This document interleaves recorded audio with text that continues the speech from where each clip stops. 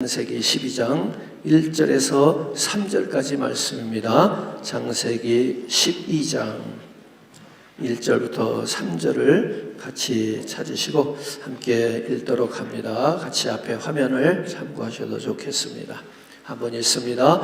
여호와께서 아브라함에게 이르시되 너는 너의 고향과 친척과 아버지 집을 떠나 내가 네게 보여줄 땅으로 가라. 내가 너로 큰 민족을 이루고 네게 복을 주어 네 이름을 창대케 하리라. 너는 복이 될지라. 너를 축복하는 자에게는 내가 복을 내리고 너를 저주하는 자에게는 내가 저주하리니 땅의 모든 족속이 너로 말미암아 복을 얻을 것이라 하신지라. 아멘. 이 시간에 우리 유아청 선교사님 나오셔서 말씀과 성경 보고 함께 주시겠습니다. 오늘도 마음 여시고요, 우리 아멘으로 화답하시기 바랍니다. 우리 한 박수로 환영하겠습니다. 감사합니다.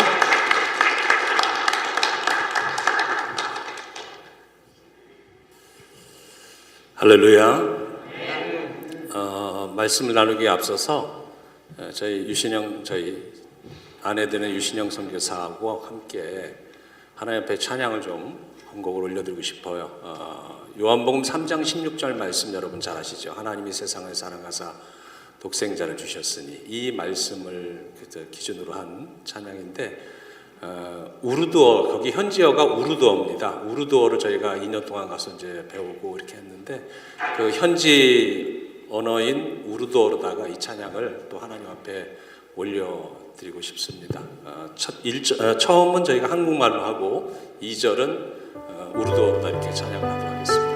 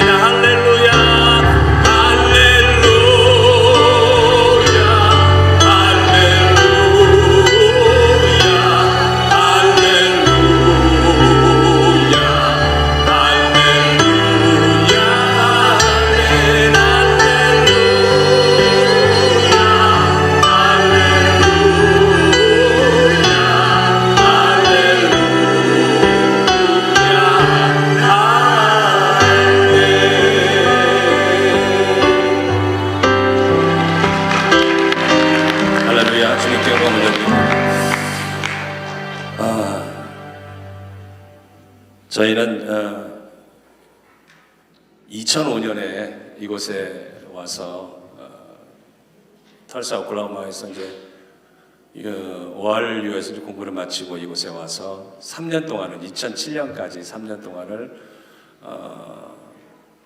부목사로 이 교회를 섬기다가 이제 휴스턴으로 2008년에 내려가서 거기서 교회를 개척했다가 또 이제 그곳에 휴스턴 동산 연합감리교회라고 이제 감리교회 제가 이제 목사가 그곳에 됐어요. 그래가지고 13년을 섬기다가 하나님께서 파키스탄으로 선교를 가라는 꿈과 비전을 주셔가지고 그래서 13년 목회를 또 내려놓고 파키스탄으로 선교사로 떠난 지 벌써 한 2년 한 3개월 됐습니다. 그래서 1차 텀을 마치고 이제 돌아와서 여러 후원 교회나 이제 후원자분들에게 이제 찾아다니면서 저희들이 선교 보고를 지금 하고 있는 과정이고요. 10월 초에 들어와서 지금 이제 이달 14일까지 선교 보고 일정 마치고 이제 다시 이제 돌아가게 됩니다. 저는 이 선교를 시작하게 되면서 깨닫게 된 게 선교는 은혜다. 이렇게 정의를 내릴 수밖에 없었습니다. 그 리모컨 좀 주시겠어요? 선교는 은혜다. 많은 분들이 저희가 이제 파키스탄으로 선교를 떠날 때 2023년 저희 8월에 이제 선교지로 떠났는데 그때 이제 많은 분들이 하신 말씀이 아니 목사님, 사모님 왜 하필이면 파키스탄입니까? 그 많은 선교지 가운데 우려가 많으신 걱정스러운 그런 질문하셨어요. 왜 하필이면 파키스탄이십니까? 왜냐하면 이제 파키스탄이 우리가 알다시피 다 이제 좀 위험한 나라이고 뭐 폭탄 테러 터지고 이렇게 또 가난하고 환경이 굉장히 힘들고 이제 이런 나라지 않습니까? 그러다 보니까 이제 그런 질문하셨고 그 다음에 이제 또 돌아와서 저희들이 이렇게 뵙게 되니까 또 하신 말씀이 뭐냐면 아유 성민아님 그 어렵고 힘든 나라에서 얼마나 고생 많으셨어요. 그동안 얼마나 고생 많으셨어요. 이런 이제 또 위로의 말씀을 이렇게 해주셨습니다. 근데 저는 솔직히 여러분들에게 말씀드릴 수 있는 게 저희는 하나도 고생하지 않았어요. 하나도 고생하지 않았고 물론 그곳의 환경은 굉장히 어렵습니다. 우리 대한민국으로 말하면 한 60년대의 분위기하고 똑같아요. 지금 1960년대 분위기. 그런 분위기 속에 있고 그리고 열사의 나라라고 여름에는 뭐 56도까지 올라갑니다. 125도, 130도 가까이까지 올라가는 거예요. 그러니까 엄청나게 뜨거운 나라예요. 8개월이 여름이에요. 그러니까 그런 나라니까 환경은 굉장히 힘들죠, 물론. 그러나 여러분 환경이 힘들지만은 저희가 거기 가서 발견한 것이 그 힘든 환경 속에서 하나님이 여러분 환경이 힘드니까 그만큼 그의 이상 가는 하나님이 은혜를 부어주세요. 어려운 환경이 문제가 아니라요. 문제는 그 어려운 환경 속에서 하나님이 부어주시는 은혜를 못 깨닫고 발견을 못한 게 문제지. 여러분 그 하나님이 우리의 환경의 어려움 속에서도 함께 하시면서 은혜를 부어주시고 있다는 것을 깨달으면은요, 환경의 어려움이 하나도 문제가 되지 않더라고요. 저는 그래서 그 어려운 환경이라고 하는 파키스탄에서 고생 하나도 하지 않았다라고 말할 수 있는 이유가 그거예요. 너무나 큰 은혜들을, 하나님의 손길을, 하나님의 임재를, 하나님의 함께 하심을 두 눈으로 볼 수가 있었기 때문에 여러분 이렇게 생생하게 경험을 하는데 어떻게 제가 고생했어요 이 말을 할 수 있어요. 오히려 은혜였죠, 모든 것이. 제가 처음에 파키스탄에 딱 들어가가지고 참 많은 생각을 하며 들어갔습니다. 여기서 무엇을 어디서부터 어떻게 하나님의 일을 해야 될까? 그런 마음을 가지고 딱 들어갔는데 막상 선교 현장에 들어가 보니까요, 선교는 선교사가 하는 게 아니에요. 보니까 선교는 선교사가 하는 게 아니라 선교는 하나님이 하십니다. 할렐루야. 선교의 주체가 성령 하나님이시듯이 하나님께서 선교는 하고 계세요. 이전에도 그렇게 하셨었고 지금도 하고 계시고요, 앞으로도 그렇게 하실 거예요. 저희는 가서 보고서 하나님이 역사하시는 선교 현장을 보고 너무나 깜짝깜짝 놀랐어요. 위험도 있고 어려움도 있고 뭐 여러 가지로 힘든 것도 있지만은, 그러나 그 가운데서 역사하시며 하나님의 뜻을 이루어 가시는 그 손길을 보면서 너무나 놀라웠고 감동이 됐고요. 아니 그럼 하나님이 선교에서 일을 하시는 분이신데, 그럼 선교사는 왜 보내시는 거야 도대체? 선교사는 하나님이 일을 하시는데 선교사는 뭐하라고 보내시는 건가? 가만히 제가 보니까 선교사는요, 선교지에 가서 많은 일을 하는 것보다도 하나님이 역사하고 계시는 것을 두 눈으로 생생하게 보고 듣고 목도하고 그 사실을 이렇게 후방에서 함께 기도로 물질로 후원하시면서 한 마음으로 선교사에게 동참하고 있는 여러분들에게 생생히 증거하는 증거자의 역할을 하는 거예요. 이게 선교사의 몫이더라고 보니까요. 할렐루야. 저는 그래서 오늘도 하나님 성의 시카고 교회에 와가지고 정말 기쁨으로 이 말씀을 전할 수가 있는 거예요. 하나님 역사하고 계십니다. 선교 현장에서 어김없이 그분의 뜻을 이루어가고 계세요. 그러니까 저희는 어떻게 보면요, 관람객이 된 느낌이었어요. 관람객으로서 하나님이 하신 일을 보고, 아, 이렇게 하나님이 역사하고 계십니다. 할렐루야. 전 그래서 하나도 힘들지 않았다라고 이렇게 감히 말씀을 드릴 수가 있는 겁니다. 오늘 제가 여러분들과 나눌 이 내용들은요, 간단하게 두 가지로다가만 요약을 해서 말씀을 드릴 수 있습니다. 첫째는 제가 나눌 게 뭐냐면, 파키스탄에 가서 저희가 선교를 하고 있는데, 파키스탄 나라가 어떤 나라인가, 이 부분에 대해서 여러분들에게 좀 전달을 해드리고 싶어요. 많은 분들이 파키스탄 하면 상세한 내용을 잘 모르시고 대부분 뭐 위험한 나라, 가난한 나라, 뭐 이렇게 못 살고 힘든 나라, 이 정도 외에는 큰 적이 없어요. 가끔씩 폭탄 때려 터지고 이런 나라다. 근데 여러분, 오늘 여러분들에게 파키스탄을 전해드리는 내용은 선교적인 하나님의 관점에서 선교적 관점에서 파키스탄이 왜 중요한 선교지인가, 이 부분을 좀 말씀드리기 위해서 여러분 파키스탄에 대한 내용들을 좀 데이터를 중심으로 해가지고 여러분들에게 전달을 해드리려고 하고요. 두 번째로 이제 전해드리는 거는 저희가 SIM이라고 하는 SIM USA 소속의 국제선교단체 소속 선교사로 파송이 됐습니다. 그래서 저희들이 가서 파키스탄에서 하고 있는 사역이 도대체 어떤 일들을 하고 있는 건가, 이거에 대해서 간략하게 말씀을 나누고, 그 다음에 마지막으로 하나님 말씀을 여러분들과 나누고 마무리를 하려고 합니다. 여러분, 이 세계지도에 보시면 이제 여러분 사도행전 1장 8절 말씀, 오늘도 목사님이 서두에도 또 말씀하셨지만은 사도행전 1장 8절 말씀 다 아시죠? 오직 너희에게 성령이 임하시면 너희가 권능을 받고 예루살렘과 온 유대와 사마리아와 땅끝까지 이르러 내 증인이 되리라. 할렐루야.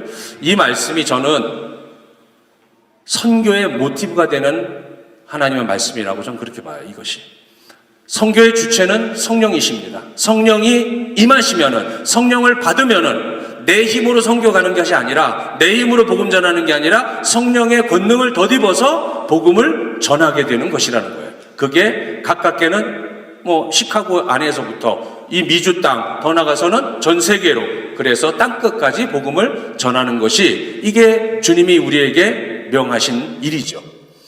자, 여러분, 이 복음이 처음 시작된 것이 어디입니까? 바로 예루살렘에서부터 복음이 시작이 됐잖아요. 성경에 보면은 이 빨갛게 보이는 표시가 이게 이제 예루살렘인데, 자, 예루살렘에서부터 복음이 시작이 됐는데, 이 복음이 복음서에 사복음서에 나와 있는 그 복음의 내용들이 사도행전에 보면은 그 다음에 이어지는 게 이 복음이 퍼져나가기 시작을 하죠. 근데 퍼져나가기 시작을 하는 이 복음이 전파되는 과정들을 가만히 보니까, 물론 여러 방면으로 많이 복음이 전파되었다고 하지만은 가장 주된 흐름은 사도행전에 잘 나와 있어요. 바울과 실라가 1차 선교여행, 2차 선교여행, 3차 선교여행을 하면서 그 복음을 어디로 전달했는가를 보시면은요, 처음에는 소아시아 지역으로 전달이 되죠. 그래서 여러분, 소아시아 7교회가 모여있는 데가 지금 어디예요? 터키 지역이잖아요. 그쪽으로 전해져서 그 복음이 전해지면서 그 다음에 유럽으로 넘어가게 될 때, 유럽이 첫 관문이 어디였냐면 마케도니아죠. 성경에 보니까 마케도니아 사람이 환상 가운데 나타나서 바울 가운데 나타나서 부르잖아요.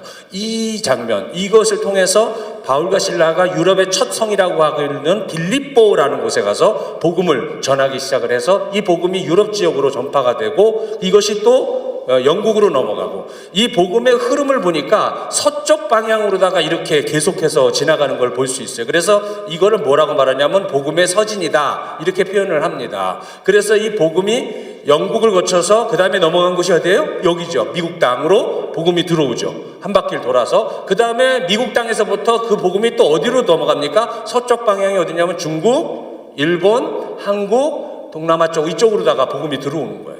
그러면서 이 복음의 서진이 계속되는데, 이게 성경에 말하고 있는 예루살렘, 온 유대, 사마리아, 땅 끝 이렇게 이제 퍼져가는 거예요. 이 복음의 흐름입니다.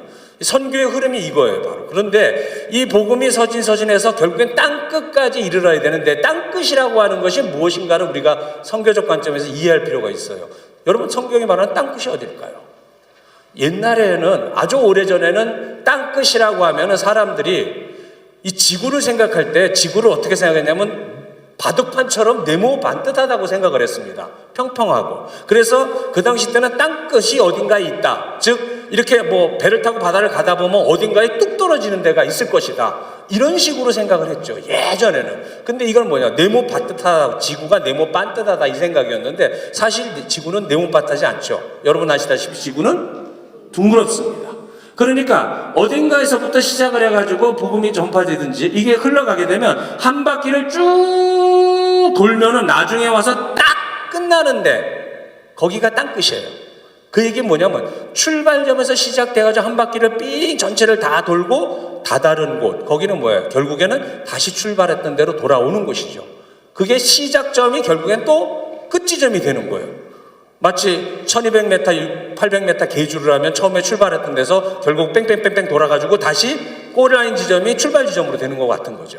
이 개념에서 성경이 말하는 땅끝이라고 하는 부분은 결국 복음이 시작됐던 첫 예루살렘으로 다시 복음의 삥 한 바퀴를 돌아서 돌아오게 되는 것을, 그래서 땅끝을 예루살렘이라고 보시면 돼요. 자, 그러면은 이렇게 복음이 전파되는 과정에서 여러분, 복음이 전파되는 과정에 굉장히 큰 어려움을 겪게 되는데, 그 큰 벽과 같은 어려움이 뭐냐면은요, 템포리 윈도우라고 하는 지역이에요. 여러분 다 들어보신 분 있을 거예요. 템포리 윈도우는 선교적 관점에서 가장 전략적으로 복음을 집중적으로 전해야 할 지역을 딱 구분을 해놓은 게 템포리 윈도우인데, 지금 빨간 선이 되어 있는 표시가 이게 템포리 윈도우입니다. 근데 이 템포리 윈도우에서 보시면은요, 이 빨갛게 표시되어 있는 저기 전체적인 이게 뭘 표현하면 세계 인구 분포 표시입니다. 그러니까 빨간색, 짙은 빨간색이 짙을수록 사람들이 많이 모여 사는 지역이고요, 넓고 허연 데는 아예 사람이 안 사는 데를 표현하는 거예요. 근데 여기에서 템포리 윈도우에 보시면은요, 전 세계 인구의 3분의 2가 모여 삽니다. 그럼 여러분, 지금 현재 2025년 현재 세계 인구가 얼마인지 여러분 아세요? 세계 인구 82억입니다. 현재 82억. 한 10년 전에 60억 뭐 이렇게 뭐 얘기했던 것 같은데 10년도 더 됐죠.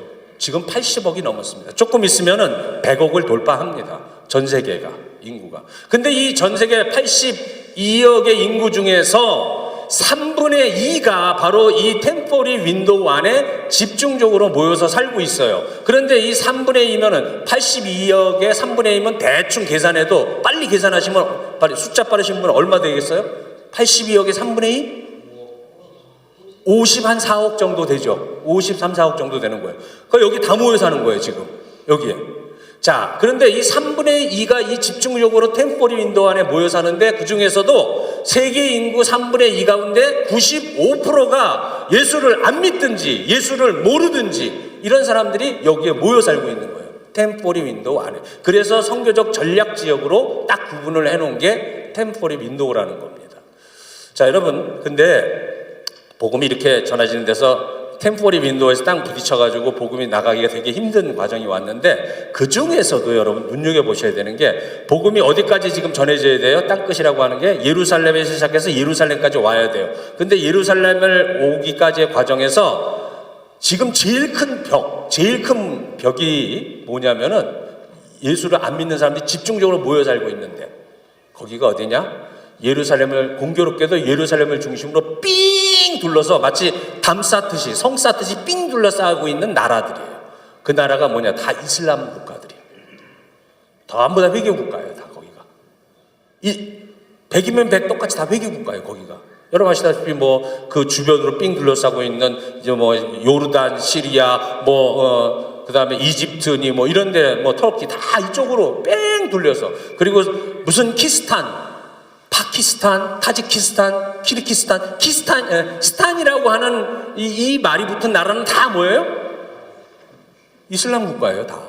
엄청나게 그쪽 지역이 다 그렇게 되어 있습니다. 그러니까 이렇게 보면은요, 이 땅 끝까지 복음이 전해지는데 가장 마지막에 부딪히게 되는 벽이 어디냐면은 바로 회교권 이슬람 국가예요.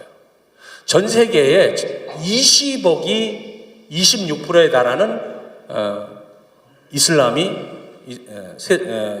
무슬림들이 살고 있어요. 전 세계에. 한국만 26만 명이 들어와서 살고 있습니다. 무슬림이. 그 다음에 특별히 여러분 파키스탄이 왜 중요하냐면은요, 복음이 서진돼가지고 이렇게 한 바퀴를 돌아서 중국을 거쳐가지고 이쪽 다시 예루살렘을 향해서 가는 과정 속에서 제일 먼저 부딪히게 되는 이슬람 국가 중에 하나가 어디냐면은 파키스탄입니다. 파키스탄에 부딪혀요. 그래서 파키스탄이 어떻게 보면은 복음이 땅끝까지 전해지는 데 있어서 어떻게 보면 관문이라고 할 수 있어요. 이슬람 국가들에 모여 있는데 관문이에요. 이것이 바로. 근데 이 파키스탄이 왜 중요하냐면요, 일단은 인구가 많아요. 첫째로 인구가 많아요. 전 세계 2위의 무슬림 인구를 보유하고 있는 나라가 파키스탄입니다. 얼마냐? 2억 3천만 명입니다. 근데 2억 3천만 명 중에 97%가 무슬림이에요. 파키스탄의 디아스포라, 전 세계에 흩어져 있는 파키스탄 사람들, 무슬림 말하는 게 아니고 파키스탄 사람을 말하는데 지금 전 세계에 1100만 명이 흩어져 있고요. 중동 지역만 삥 둘러서 500만 명이 흩어져 살고 있어요. 파키스탄 사람들이. 한국에 2만 6천 명이 들어가서 살고 있습니다. 지금도. 파키스탄 노동자로 다 많이 들어가서 살고 있죠, 지금. 그 다음에 미국에 저기 보면 450만 명이라고 그랬는데 450만 명은 파키스탄이 아니라 무슬림 숫자가 지금 거의 500만 명 육박하고 있습니다. 미국 전 지역에. 그 중에서도 파키스탄 무슬림이 얼마가 있냐면은 이 미국 땅에 60만 명이 살고 있어요. 파키스탄 무슬림이. 제일 많이 살고 있는, 파키스탄 사람이 제일 많이 살고 있는 도시가 어딜까? 조사해 보니까 넘버 1이 어디냐? 휴스턴입니다. 제가 목회를 했던 휴스턴이 10만 명이 파키스탄 사람들이 모여서 살고 있어요. 넘버 2가 뉴욕이에요. 뉴욕에 파키스탄 무슬림이 9만 한 4천 명, 3천 명 정도가 모여서 지금 거기서 살고 있습니다. 이렇듯 미국 안에도 많은 파키스탄 사람이 들어와 있어요. 그리고 전 세계 6위의 이민 국가입니다. 바깥으로 사람들을 내보내는 나라가 파키스탄이라는 겁니다. 여러분 파키스탄은 여기 지도를 보시면은 빨갛게 된 데가 파키스탄이에요. 이게. 근데 이게 좀 더 가까이서 보면은 초록 색깔이 파키스탄이라는 땅을 보여주시는 거예요. 이 땅 크기가 얼마 정도냐면은 한국의 한 4배 정도 사이즈. 텍사스 보다 조금 더 클래나요? 텍사스 주보다.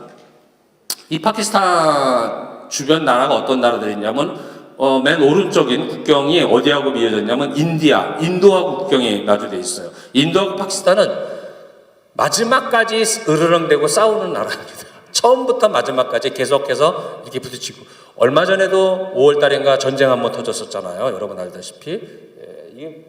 여러분 파키스탄하고 인디아는 예전에 그 위에 카시미르 지역을 놓고서 지금까지 분쟁하고 있는 나라예요. 카시미르 분쟁이라고 여러분 다 들어보셨겠지만, 그 인디아가 옆에 붙어 있고, 그 다음 북쪽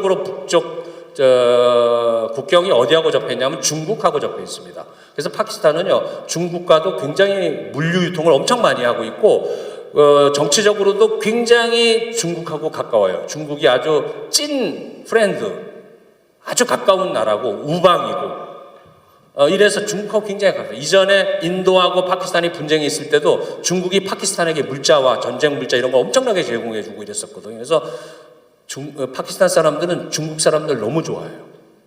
너무 좋아해요, 중국 사람들. 근데 저희들이 딱 가니까 저희들을 보고 저희들이 생긴 게 중국 사람 같이 생겼잖아요. 그러니까 보는 사람마다 다 짜이나 이러면서 막 이래 너무너무 좋아하는 거예요. 그래서 아유 노 차이나 우린 코리안이라고 하니까 아 코리아 하면서 이분들이 요즘 한국의 K컬처, K푸드 K팝 이런 게 너무 이제 지금 유명하다 보니까 한국도 이젠 잘 알아요. 그래서 한국 사람 너무 좋아해요. 너무 감사하죠, 사실. 근데 이 파키스탄이 그렇게 이제 중국하고도 국경이 되어 있고 서쪽에 많은 지역은 아프가니스탄하고도 국경이 되어 있습니다. 그리고 맨 밑에 쪽에 한 부분의 서쪽 국경은 이란하고 붙어 있어요. 그래서 지금 아프가니스탄하고 파키스탄은 현재도 전쟁하고 있습니다. 탈레반 때문에 같은 무슬림들이고 같은 이슬람 나라인데도 같이 전쟁을 해요. 이렇게 좀 아주 복잡한 나라입니다. 이렇게. 자, 이런 나라예요. 그런데 여러분 이제 좀 더 깊이 들어가서 파키스탄이 왜 중요한 선교적 대상이 되는가를 말씀드리려면 첫 번째 여러분 지금 현재 전 세계에 남아있는 미전도 종족이 7,400여 종족입니다. 이 숫자는 2023년 좌시아 프로젝트에서 발표한 내용이에요. 근데 현재 2,400 종족 정도가 아직 미전도 종족으로 남아있다는 거예요. 여러분 미전도 종족이 무슨 뜻인지는 아마 다 아실 거예요. 복음을 듣지를 못한 종족이나 아니면 복음을 들었다 할지라도 그리고 그게 교회가 생겼다 할지라도 복음을 다른 사람에게 전할 수 있는 능력이 구비되지 못한 종족은 다 미전도 종족이에요. 그게 지금 7,400 종족인데 여러분 전 세계의 종족이 몇 개로다가 구분이 되냐면 전 세계에 있는 종족은 약 17,000 종족이 구분되어 있습니다. 17,000 종족이 전 세계 지구에 살고 있는데 그 중에서 10,000 종족은 이미 이제 복음화가 이루어진 거예요. 그런데 7,000 종족이 아직도 복음화가 안 돼 있다는 거예요. 근데 그 7,400 종족 중에서 가장 많은 미전도 종족을 보유하고 있는 나라가 어디냐? 바로 인도입니다. 2,000 종족이 넘게 보유하고 있어요. 가장 많은 숫자죠. 근데 이렇게 많을 수밖에 없는 게 뭐냐면 인구가 많아요, 거기는. 인도가 지금 현재 인구가 14억 7천입니다. 인구가. 세계 넘버원이에요. 인도가. 예전에는 중국이 넘버원이었잖아요. 지금 이거 바뀌었습니다. 전 세계 인구 제일 많은 데가 인도입니다. 2,000이 넘는 비전도 종족을 보유하고 그 다음에 넘버 2가 어디냐? 파키스탄입니다. 파키스탄이 800 종족이 넘게 있어요. 여러분 2,000 종족에 비하면 800 종족은 그렇게 많은 것처럼 안 느껴질지 모르지만은 여러분 인구를 대비해서 보세요. 14억 7천의 2,000 종족하고 파키스탄은 뭐예요? 2억 3천인데 거기에 800 종족이에요. 인구 비율로 보면은 엄청나게 많은 거예요, 사실. 800 종족이 한 나라 안에 있다라는 게. 그만큼 파키스탄이 중요한 선교적 전략 지역이다라고 말씀을 드릴 수가 있는 것이고요. 그 다음에 보시면은 뭐가 있냐면은 인구 성장을 보실 필요가 있어요. 지금 거의 대부분의 나라들은 인구가 다 줄어들고 있어요. 한국 지금 아이들 안 낳는 문제 때문에 지금 초등학교 다 문 닫고 있고 여러분 인구수 점점 줄어들어가고 있는 거 여러분 다 아시죠? 미국 마찬가지예요. 넘버 3였었는데 전 세계 인구에 이거 지금 줄어들고 있습니다. 대부분의 나라들이 다 인구가 줄어들고 있어요. 그런데 눈여겨보실 게 인도가 인구가 늘고 있고요. 지금 서서히 늘고 있는 나라예요. 인도는. 근데 기하급수적으로 인구가 늘어나는 나라가 있어요. 첫 번째가 어디냐면은 나이지리아라고 하는 나라예요. 나이지리아는요 이제 2100년이 되면 넘버 3가 됩니다. 전 세계에. 이 나라가 아프리카에. 그리고 그 다음으로 성장이 높은 나라가 어디냐면은 파키스탄이라는 나라예요. 파키스탄이 인구 성장률이 폭발적으로 많아요. 저희들이 가보니까 길거리에 뛰노는 애들이 그냥 태반이 다 애들이야. 굉장히 젊은 나라예요. 파키스탄이. 근데 여러분 파키스탄은 전 국토의 80%가 평지고 평야예요. 그러니까 농업을 많이 해요. 전 국민의 50%가 농업에 종사하는 나라입니다. 1차 산업에. 그러니까 여러분 난 왜 처음에 이렇게 애들을 많이 낳는 건가 그랬는데 우리나라 60년대, 50년대, 40년대 한번 생각해 보세요. 농사 짓는 나라였을 때에 우리도 그랬어요. 보니까 한 집안에 4-5명은 기본, 어디는 뭐 칠공주집부터 시작을 해가지고 10명, 12명.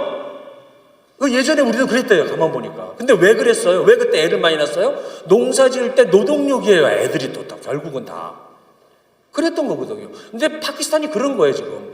전국의 80%가 평야고 거기에 농사를 짓고 밀, 쌀, 옥수수, 목화 이런 것들을 이렇게 작물을 하다 보니까 일손이 많이 필요한 거예요. 그러니까 아이들을 많이 낳을 수밖에 없는 구조라는 거죠. 여러분, 근데 여러분 보시면은요, 앞으로 25년 후에, 지금 2025년이니까 2050년이 되면은요, 전 세계에서 가장 많은 무슬림이 사는 나라 파키스탄이 됩니다. 인구를 엄청나게 늘어나기 때문에 그래요. 현재 2억 3천이라고 그랬잖아요. 인구가. 앞으로 25년은요 3억을 돌파합니다. 파키스탄이 3억을 돌파해요.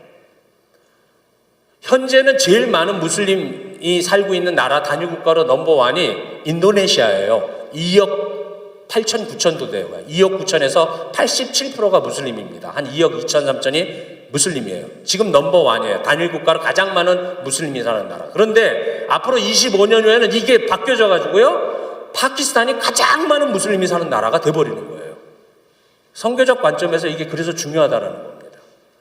자, 그 다음에 넘어보시면은 이게 마지막 이게 그리스도인이 되거나 그리스도인으로 살기에 가장 어려운 나라가 어딘가 조사를 해보니까 역시 북한이 현재는 제일 힘든 나라예요. 북한이 넘버원입니다. 그 다음 소말리아, 그 다음 예멘 이런 식으로 가는데 파키스탄은 보니까 넘버 7에 기록되어 있어요. 7위에. 근데 좀 더 자세히 들어가서 폭력이라든지 어떤 박해죠. 물리적인 박해를 가하는 거로다가 조사를 해보니까 넘버원이 어디냐? 나이지리아예요. 여러분, 나이지리아 아프리카 있잖아요. 아프리카 나이지리아. 미국에도 나이지리아 사람 많이 있잖아요. 나이지리아는 전 국민의 50%가 크리스찬입니다. 근데 반인 나머지 50%는 거의가 다 뭐냐? 무슬림이에요. 근데 무슬림이 굉장히 강해서 크리스찬이라든지 기독교의 교회를 엄청나게 핍박을 해요. 그래서 물리적 충돌이 제일 많은 나라가 바로 나이지리아입니다. 그리고 넘버 2로 물리적 충돌이 많은 나라가 어디냐? 파키스탄이에요. 파키스탄 크리스찬들은 정말 그리스도인이 되어서 사는 것 자체가 너무너무 힘든 나라예요.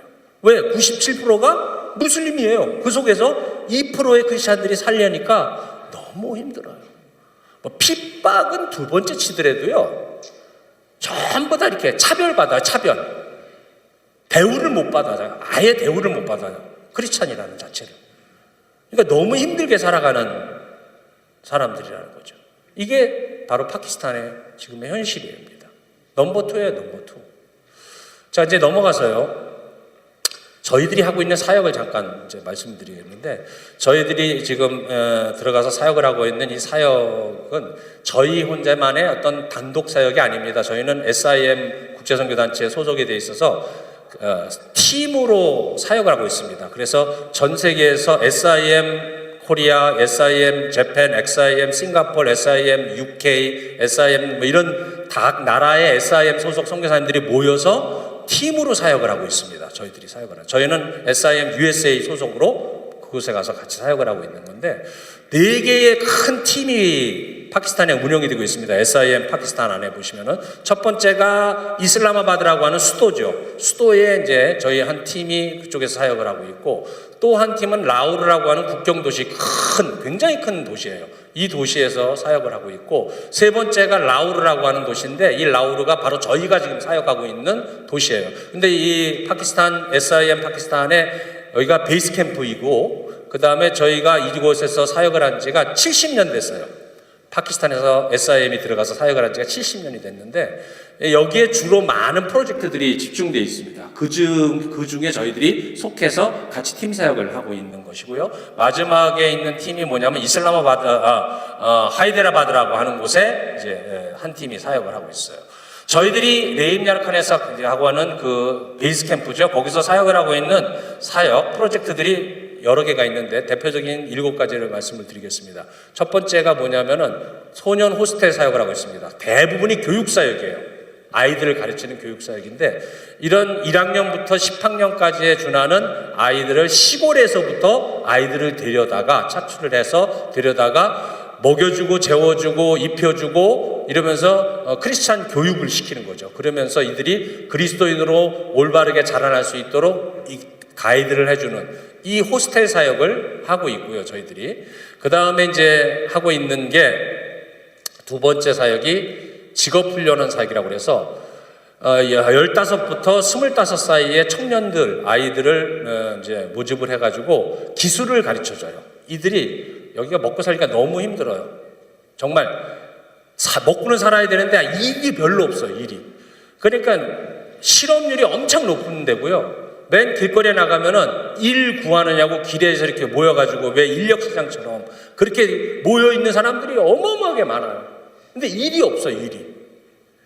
그래서 이들에게 잘 직장을 얻어서 직업을 얻어서 정착을 할 수 있도록 기술 훈련을 시키는 학교를 저희들이 운영을 하고 있어요. 그래서 봉제 기술, 아까 지금 보시는 것처럼 이런 기술을 가르쳐요. 특별히 이 봉제 기술은 남자 옷을 만드는 거예요. 제가 입고 있거나 저희 유신영 선교사가 입고 있는 옷이 샬와르 까미즈라고 하는 정통 옷인데 이 사람들은 다 이 옷만 입어요. 우리가 입고 있는 이런 옷들은 거의 안 입고 다 이 옷을 입어요. 작업복도 이런 형태, 무슨 정장도 이런 형태, 다 이 옷이에요. 여기에 카라가 있냐 없냐 요 차이만 있지 다 이 옷이에요. 그래서 이 옷을 많이 입기 때문에 이런 옷을 만드는 직업이 또한 어떻게 보면은 취업하기도 훨씬 더 수월하고 그래서 아이들을 이렇게 이제 청년들을 이렇게 불러가지고 먹여주고 재워주면서 기숙을 하면서 훈련을 시키는 거예요. 그런데 이때 이제 성경 교육을 같이 시켜가지고 이들이 크리스찬으로서의 어떤 그 정체성을 잘 가지고서 사회에 나가서 적응할 수 있도록 그것을 도와주는 거죠. 그리고 이들이 여기서 배우고 받은 기술을 가지고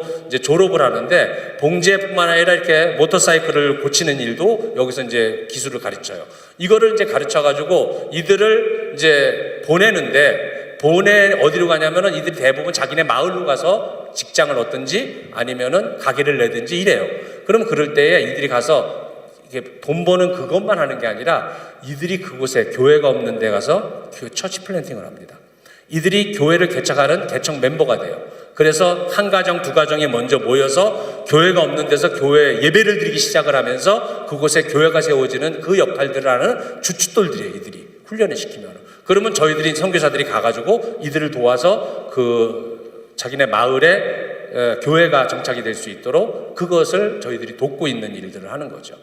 이제 이 사역은 요거는 이제 이 훈련생들에게 음악 수업을 하는 건데요. 유신영 선교사가 이제 음악적인 탤런트가 있기 때문에 이들에게 특별히 찬양을 가르치는 거예요. 왜냐하면 여기 있는 이 청년들이 전부 다 결국은 나가서 교회 개척을 하게 될 때 교회 주축적인 역할을 하고 리더 역할을 해야 될 사람들이기 때문에 찬양 인도라든지 이런 것들을 다 해야 되는 사람들이기 때문에 찬양을 훈련시키는 거죠. 이들에게. 처음에 저희들이 가서 예배를 같이 드리는데 깜짝 놀랐어요. 같이 예배를 드리는데 예배 인도를 하러 이제 딱 나오셔가신 장로님이신 것 같은데 이제 예배 인도를 찬양 인도를 하는데 음정도 없고 박자도 없고 그냥 완전 근데 그뿐만이 아니라 거의 대부분의 회중들이 다 찬양을 따라서 하는데 각자 제 길로 갔거늘이에요. 다 진짜 각기 제 길로 갔거늘. 이게 왜 이러지? 막 굉장히 혼란스러웠어요. 전 처음에 찬양을 하는데 근데 알고 보니까 여러분 파키스탄에는 음악 교육이라는 자체가 없어요. 초등학교, 중학교, 고등학교 없어요. 음악 수업이 없습니다. 도레미파솔라시도 몰라요. 이런 무슨 계명 이런 거 약보 이런 거 없습니다. 거기에 이제 찬양을 하는데 찬양집이 있거든요. 우리나라 60년대 찬양할 때 찬양집 찬송가집 어땠습니까? 콩나물 이거 없잖아요. 뭐만 있어요? 가사만 썼는데 위에서 아래로 이렇게 쭉 해가지고 글자 써 있는 그 찬양집처럼 거기도 찬양집이 있는데 글자만 있어요. 악보는 아예 없어요. 음악 교육이 없습니다. 미술 교육도 없습니다. 체육 교육도 없어요. 이슬람 문화에서는요, 음악은 터부시하는 거예요. 불경건한 거예요, 음악은. 그들한테는. 그러니까 그들의 신을 찬양하는 자체가 없는 거죠. 노래로 하는 거는. 근데 우리 크리스찬은 다르잖아요. 기독교는 찬양이 굉장히 중요하잖아요. 하나님을 예배하는 게 굉장히 중요한 건데 그들은 전혀 그러지 않아요. 그러니까 음악에 대해서 전혀 모르는 거예요. 근데 이들이 전부 다 지금 이 교육받고 있는 학생들이 전부 다 뭐예요? 크리스찬들이잖아요. 이들이 거의 대부분이.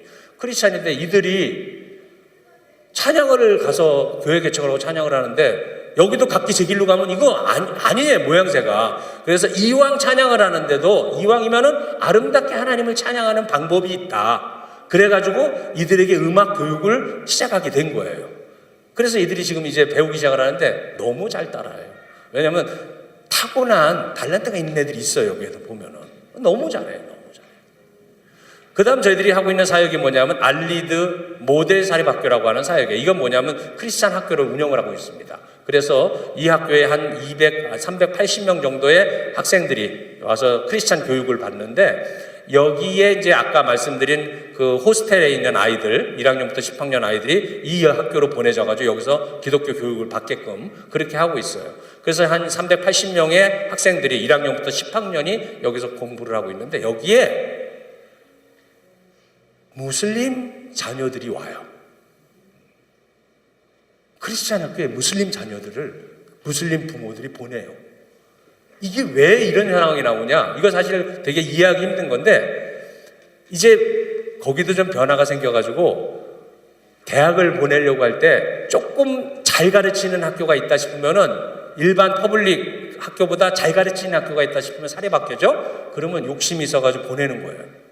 무슬림 부모들이 대학을 잘 갈 수 있다는 이제 하면은 그래가지고 이들이 와가지고 크리스찬 학교에서 기독교 학교에서 교육을 받는 거예요. 이거는 뭐예요? 물고기가 그물 안에 스스로 자기가 찾아 들어오는 거잖아요. 이거는 밖으로 나가서 우리는 전도 못 하거든요. 거기서는. 근데 자기네들이 찾아 들어오는 거예요. 그러니까 자연스럽게 그들에게 복음이 전해질 수 있고 그리스도의 크리스찬 문화가 그들에게 자연히 이렇게 노출이 될 수밖에 없는 거죠.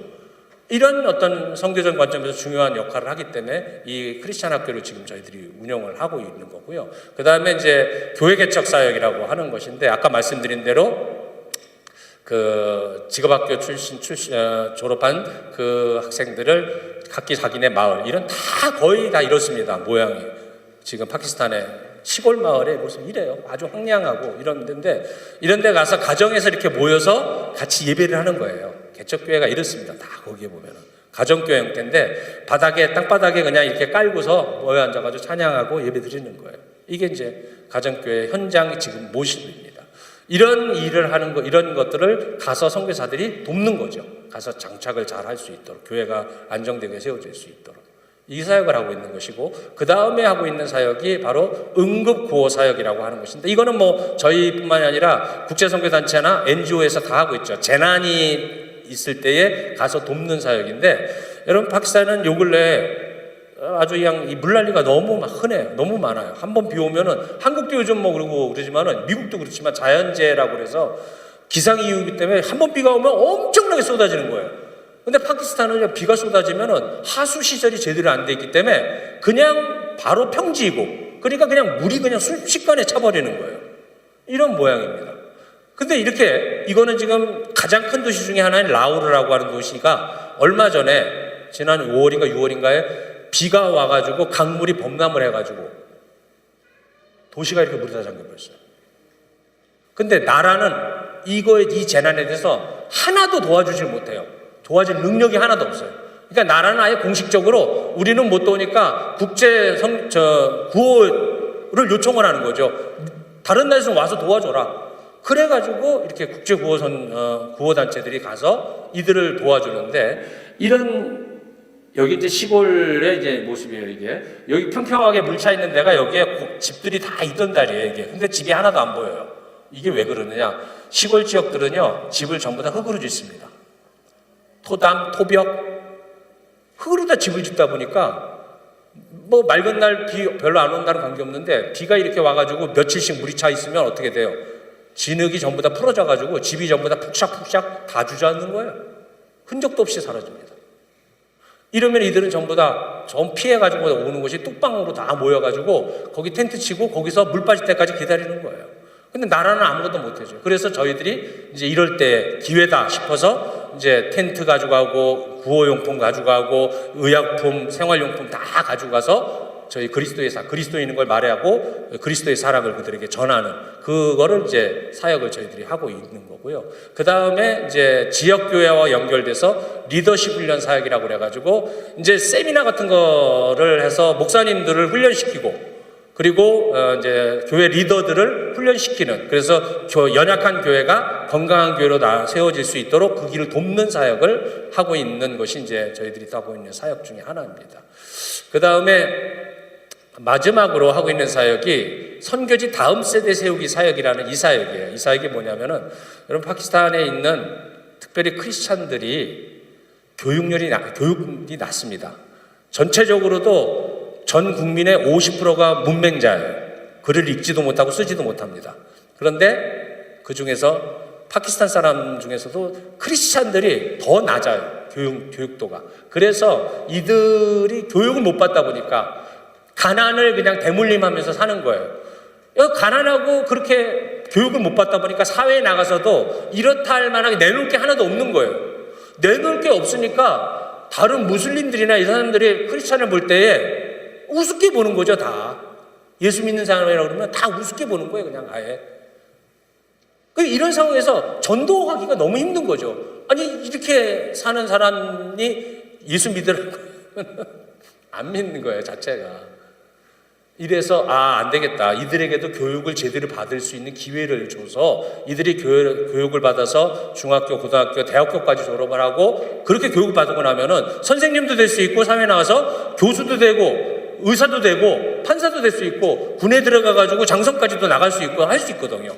교육을 못 받아서 못 하는 거예요, 그걸. 그래서 이들이 사회에 정착을 해서 그리스도인으로서의 자기의 정체성을 드러낼 수 있는 이렇다 떳떳한 직업이 있어야지 뭘 하잖아요. 그런 것을 도와주는, 교육을 도와주는 그러한 이제 프로젝트로다가 그래서 저희들이 18명의 학생들을 이렇게 선발을 해서 특별히 여자아이들을 더 많이 지금 집중적으로 뽑아 있는데, 왜냐하면은 이 파키스탄에서는 여자들은 교육을 잘 안 시키려고 그래요. 우리 한국도 아주 옛날에는 여자가 배워서 뭐해 이러고서 안 보냈던 것처럼 여기는 더 심해요. 여자들에 대한 차별이나 이게. 그러다 보니까 여자들이 교육받을 수 있는 게 너무 없다 보니까 저희들이 이 크리스찬 여학생 아이들을 이제 발굴을 해가지고 이들에게 이제 장학금을 지급하면서 이들의 교육을 하게 되는데 똑똑한 애들이 많아요. 여기 보시는 것처럼 전교 1등도 하고 장래의 희망이 아주 밝은 이런 아이들이 많이 있습니다. 이런 아이들은 저희들이 한 달에 한 번씩 방문을 해가지고 가정교육을 이제 가정 방문을 해가지고 이들에게 신앙을 점검하고 그리고 기독교적인 가치관을 그들에게 심어주고 하나님이 너희들을 선택한 이유가 무엇인가를 이들에게 잘 전해서 이들이 사회에 나가서 어엿한 크리스찬으로서의 삶을 살아갈 수 있도록 가이드해주는 그런 역할을 저희들이 지금 하고 있는 겁니다. 마지막으로 이제 저희들이 나누게 된 말씀이 오늘 본문 12장, 창세기 12장 1절부터 3절 말씀인데, 저기 보니까 주보에 이미 이은기 담임 목사님께서 다 요약 정리를 싹 해버리셨어요. 다 보니까 오늘 이 칼럼에 주보에 보니까 칼럼에 이미 다 그대로 제가 말씀드리고 싶은 거 그대로 다 적으셨더라고요. 오늘 말씀에 보면 너는 복이 될지라라는 이 말씀이 있잖아요. 여러분, 이 말씀은 아브라함에게 주신 말씀이지만 아브라함에만 주신 말씀이 아니라 오늘 예수 믿고 구원받아 하나님 자녀된 모두에게도 동일하게 주시는 말씀이에요. 너는 복이 될지라. 다른 성경에서는 뭐라고 하면 너는 복의 근원이 될지라 이렇게 말씀을 하고 있어요. 근데 그냥 하나님께서 넌 복이 되라 그냥 말로만 그렇게 하시는 게 아니라 구체적으로 하나님은 복이 되라고 말씀하세요. 어떻게 해요? 내게 복을 주어 내 이름을 창대하게 하리니 너는 복이 될지라. 할렐루야. 복을 주시면서 복이 되라고 하시는 거예요. 아무것도 안 주고 복 되라는 게 아니라. 여러분 이 말씀을 여러분이 진실로 아멘으로 받아들이신다면 여러분은 이미 복받은 존재들이라는 거예요. 할렐루야. 예수님 안에서 우리는 다 복받은 사람들이에요. 하늘에 신령한 것뿐만이 아니라 땅에 있는 기름진 것까지 다 복받은 사람들이에요. 여러분 그 사실을 인정하십니까? 그러면 우리는 매일 감사하고 사셔야 돼요. 정말 매일 감사하고 살아야 돼요. 그런데 돌이켜보니까 저부터도 이 복받은 존재가 됐으면서도 그거를 잘 감사할 줄을 몰랐던 것 같아요. 근데 이번에 파키스탄에 가보니까 특별히 파키스탄에서 있는 그 그리스도인들이죠. 현지 그리스도인들. 그들을 보니까 아니 이들은 너무 없어요.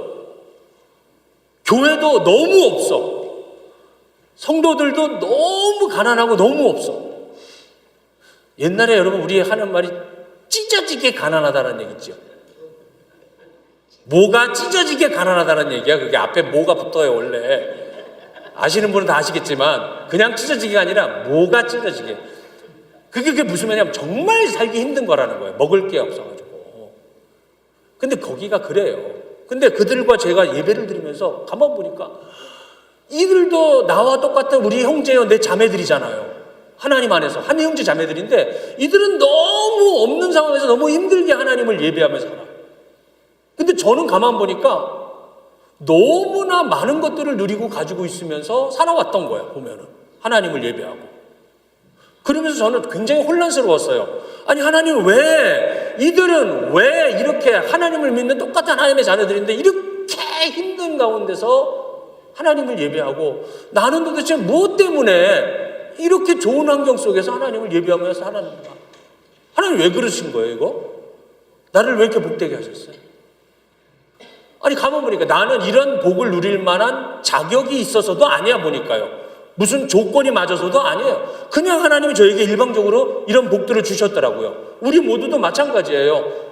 건강의 복, 시간의 복, 물질의 복, 자녀의 복, 우리의 모든 삶의 시간의 복까지 전부 다 하나님이 우리에게 부어주신 줄 믿습니다. 근데 그거를 나에게 왜 주셨을까? 우리는 주일날 만약에 여기 더울 때는 한 100도 올라가죠? 100도 올라갈 때 에어컨 고장났다 교회 주일날 에어컨 고장났대 그러면 심각한 고민이 빠지죠. 교회에 가서 예배를 드려야 되나 말아야 되나 온라인으로 예배를 드려야 될까 막 그런 심각한 고민에 빠지잖아요. 근데 여러분 거기에 있는 그리스도인들은요 100도가 아니라 120도가 넘는 이 무더위 속에서 선풍기도 뜨거운 온풍기 완전 바람 뜨거운 바람 나오는 데서 하나님을 뜨겁게 예배하며 간절히 예배하고 살아요. 그들은 전 너무 마음이 아팠고요. 하나님 왜 이들이 이럴까요? 이럴 때 제게 주신 말씀이 이 말씀이에요. 너는 복이 될지라. 할렐루야. 하나님이 내게 주신 그 많은 것들이 다 불에 넘칠 정도로 많이 주신 것들이 이게 나를 물론 날 사랑하시기 때문에 주신 거지만은 단순히 나 사랑해서 나에게 주신 거가 아니에요. 목적이 있으신 거예요. 그 목적이 뭐냐? 땅의 모든 족속이 너로 말미암아 복을 받을 것이지. 할렐루야. 여러분 내게 가지고 있고 누리고 있는 지금의 이 많은 것들은요 하나님 그냥 나 안에서 내 행복해하고 기뻐하고 할렐루야하고 살아가라고 이렇게 주신 게 절대 아닙니다. 당연히 우리가 하나님 앞에 감사해야 되는 거죠. 그러나 그 복은 내 안에서만 머물면 안 되고 오늘 여기 이영기 목사님께서도 컬럼에 나왔지만 이 복은 흘려보내야 되는 거예요. 할렐루야. 여러분 흘려보내셔야 됩니다. 이 복을. 이 축복을 흘려보내셔야 돼요. 가까운 이웃에서부터 아니 가까운 교회 형제 자매들에게서부터 아니 이 시카고 지역에 더 나가서는 땅끝에 파키스탄에 이르기까지 이 복을 흘려보내셔야 돼요. 그러라고 우리에게 이 많은 복들을 주신 겁니다. 이거 흘려보내지 못하면은요 물이 안 올라가고 고여있으면 썩는 거 똑같아요. 하나님의 주신 축복도 내 안에서 그냥 스톱되고 있으면은요 이거 유명무실해져 버리고요 결국에는 안 좋아. 내 안에서 다 끝나버려가지고.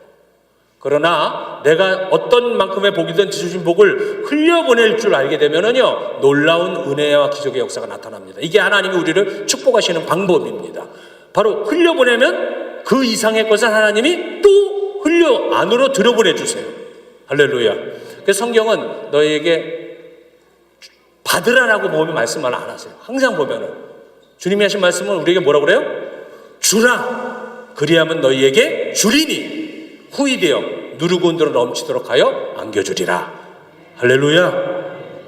사랑하는 우리 하나님의 성의 시카고 교회 성도 여러분들, 나는 이미 복받은 존재라는 사실을 꼭 기억을 하시고요.